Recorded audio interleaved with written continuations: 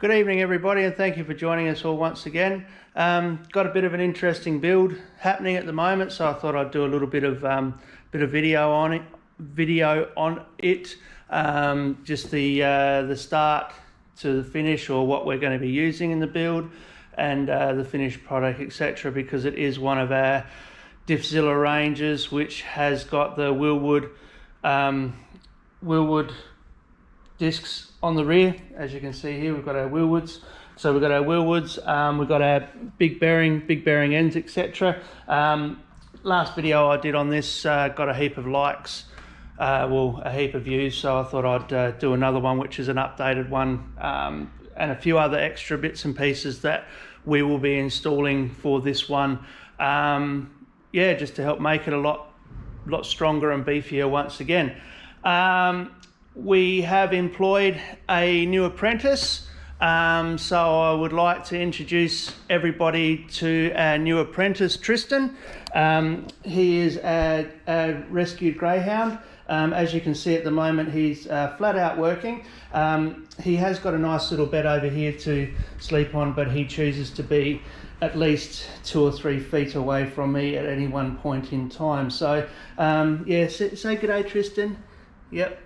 Okay, buddy, good work. Okay, you just keep it up. Good stuff. Alrighty. Yeah, so as you can see, we're going to get lots of help, and we'll get back on track really quickly, as we're about 3 weeks behind at this present point in time. Alrighty, so getting on with this build that we've got here. This one is for a VC Valiant. As you can see, extremely short. This car's being engineered, so a few extra requirements, etc., regarding the engineering and so forth. So one of the requirements is to run the new style Ford Torino big bearing ends for the 31 spline curry axles that we've got here. So these are a big bearing Ford axle, not your small bearing style like or Ford or small bearing style that you would run, say for instance on your regular style Borg Warner, etc. Once again, we have got some nice Wilwood brakes here. A little bit more on them a little bit later on. Keep up the good work, Tristan. Yeah, a little bit later on we'll show a bit more of the brake sort of thing. Once again, we've got our curry axles. This has been, as you can see, it's extremely short. I believe they're using Caltrack rear end on it, hence the big leaf spring purchases. I believe it's a mono leaf, don't quote me on that. Big tyres going on this car, big amounts of fabrication work, etc. too. We will be running the Ford style flange yoke. As you can see here, we have got a brand new yoke that the customer has supplied to me. We are also going to be running with this the big 1350 yoke. So this is an adapter that you can buy. I hope I pronounce this right. It is a Sonax flange, which accommodates the big 1350 yoke there. Uni, sorry. So that is the 1350 adapter for that. So that fits onto your Ford flange style yoke. Now, once again, this flange or adapter also runs a bigger bolt. So I have actually reamed these holes out. I haven't actually drilled them. I've actually used a proper ream for that to ream it out so that the holes and everything stays central. As you are using, you know, because all of this locates, etc. So all of this locates onto here, and it's a nice snug fit. Hope I'm watching more than what I'm actually filming here at the moment. Sorry about that. So as you can see, it won't fit through the standard style hole. So we've actually reamed that out, so it will fit into the reamed out hole. Please excuse that, and don't start thinking dirty, all you guys, about reaming. Okay, so once again, that as you can see, we've resized the holes. Okay, enough about reaming.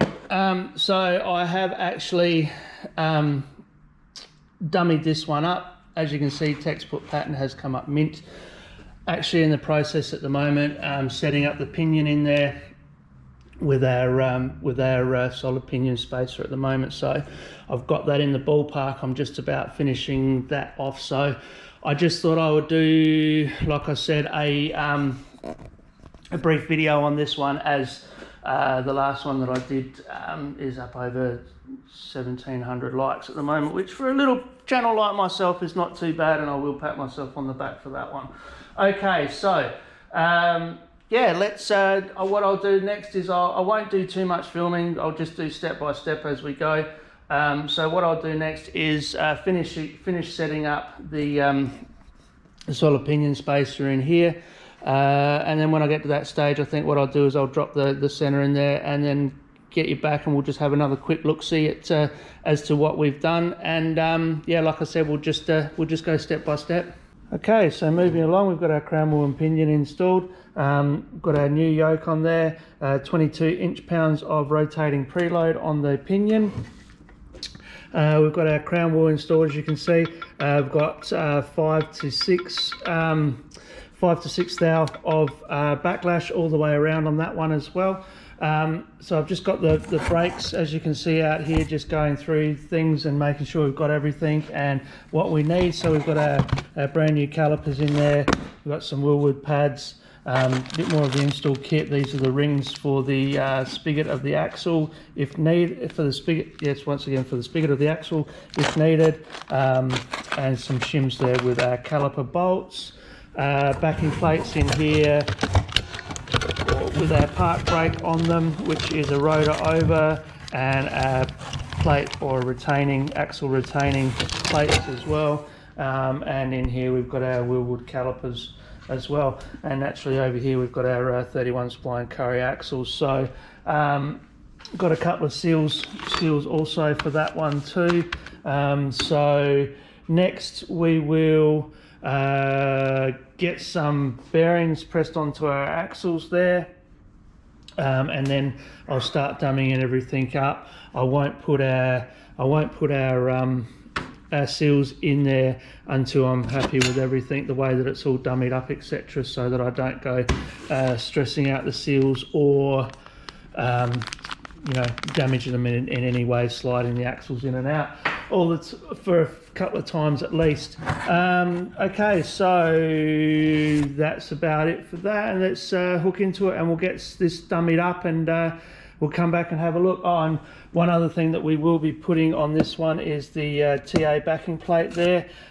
So yeah, like I'm saying, once again, we'll oh, and that's another thing that I've done in here also, is I've machined the caps also, so they're nice and flat in the surface grinder, so that when the retaining button from the TA backing plate sits on here, it sits on there nice and level and flush, which is a requirement to be done also. So yeah, so once again, as you can see, we're just cruising along with this. So yeah, like I said, next I'll get these backing plates on here and start dummying everything up for that, because I need to make some studs for here as well, to bolt everything together.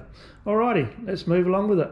Okay, so just before I go ahead and unveil what we've got finished underneath here, I do get asked this quite a lot regarding can I install a 1350 uni to my Wagon diff.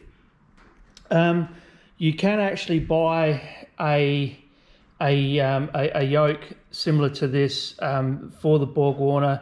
I'm not actually a fan of it because it's actually really quite big and cumbersome, and I'm not 100% sure whether I'm correct, but in my opinion, it may actually just put too much load on the actual pinion itself. Like I said, these things are really quite big and cumbersome for the 1350 uni. I think this is probably a better way, in my opinion. Once again, this will allow you to adapt a 1350 universal joint. As you can see, this is the standard style universal joint that we also run in our Valiants, etc., standard Falcons, Commodores, so forth. This is the 1350 uni. As you can see, quite a size bigger than standard. Just to give you some idea, just sitting it in here, you know, you can see the size, the actual size difference all round. I hope the camera picks that one up. So yes, once again,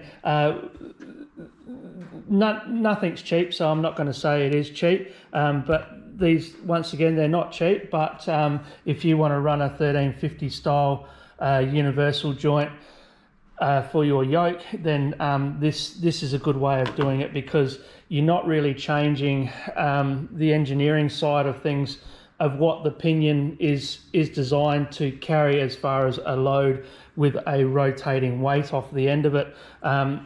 So you know, this is a lighter way of doing it too, because once again, the 1350 yoke in this style is very big and cumbersome. I have actually seen them. My buddy's got one. Once again, it's sitting on his shelf because he doesn't really want to use it either. So this is actually a very good way of accommodating for the 1350 uni. So once again, you know, you buy this adapter instead of running your original adapter. So basically speaking, we would take, if we were to running a standard style diff naturally with this sort of a yoke, then we take this yoke off, install a late model Falcon yoke, and then we're able to accommodate it with the 1350 uni as such. So yeah, in my belief, that's quite a good way of going about it. All right, enough waffling on, and I hope that sort of answered a few people's questions as far as, you know, can I fit a 1350 uni to my application? Then for a ball corner, yes you can, and this is quite a good way of doing it. Alrighty, so let's have a little bit of an unveil as to what we got underneath here. Okay, so like I said, I just plugged away at it, and I actually pretty much just finished this thing off because I have been running a little bit behind schedule of late due to hold-ups, etc. But alrighty, so we've got our Wilwood Diffzilla. This is our Diffzilla range. So basically speaking, what we run here is your big bearing forward ends. So you can run your big bearing axles and big bearing forward bearings as well, which are, like I was saying, they are, I've got an axle sitting here spare, but a lot more girth at the axle here, which is a where the bearing landing is, because the actual ID of the bearing is a lot bigger. So in hindsight, that actually makes where the axle is down there, where it's likely to snap or where it may snap or is a weak point, a lot fatter. So that is actually, like I was saying, an engineer's requirement here in SA, as this car is being engineered. It's being built at the moment. So quick rundown of what we've got in here. Once again, this is our Diffzilla range. So we've got basically everything that we can throw at it, being a Borg Warner. So quick pan around here, try not to trip over a few diffs that I've got here. You know, we've got our brand new Ford yoke there, so that's to accommodate the once again the 1350 adapter and uni setup. We've actually used a Borg Warner CLCM housing for this one as a build base or foundation. We've got our Wilwood brakes on this one. He's gone for a lower profile disc with this because of clearance issues, etc. Once again, you know, clearance, what I'm saying, that he's we didn't use a 9-inch for clearance reasons, etc. So hence we've gone this direction. We've got brand new gears in here. We've got brand new gears. We've got our Eaton Harrop True Track, all 31 spline combo, 31 spline billet curry axles in there, and she's all ready to go. So really happy with how that one's turned out, and yeah, I can't wait for the customer to see it in for his own two eyes and come and pick it up. So yeah, once again, very happy with that one. It's come up a treat. So yeah, what I might do is a quick little montage and go around and let you have a look at it.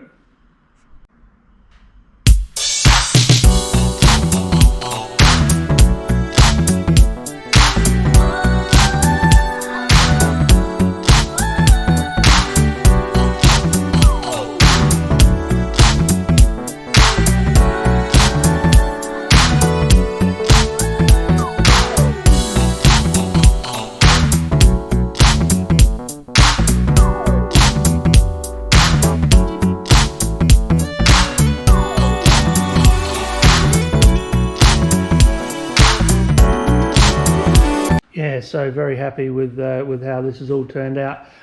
Please ignore a little bit of wrapping here. That's just because the breather hole here is exposed.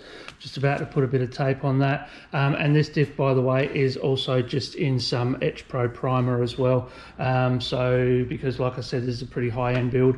High-end build, once again, that this is going in. So the shop that it's being done at is taking care of the painting as they're doing all the painting on the rest of the car also. So once again, all we've done is put it in a nice coating of black Etch Pro for him.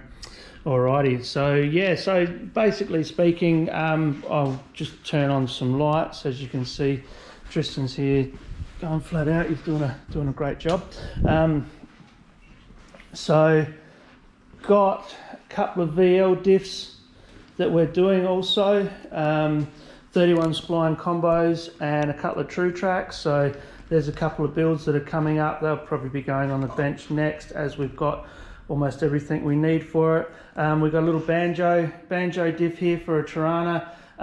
Customers supplied us with a copy of a true track and a set of axles, 28 spline, I believe. So another one that's once again on the cards and on the go.